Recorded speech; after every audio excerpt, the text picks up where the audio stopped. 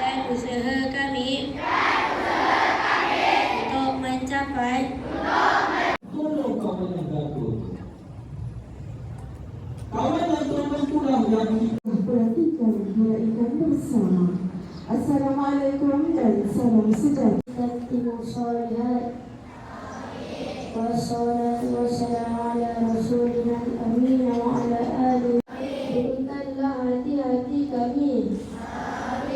Pemimpin kecil sekolah pada hari ini. Tahniah cikgu ucapkan pada semua murid yang terpilih. Perantan ini bukan hanya saja periktirafan buat kamu, tetapi yang lebih penting ialah amanah yang perlu dipikul dengan sebaik-baiknya.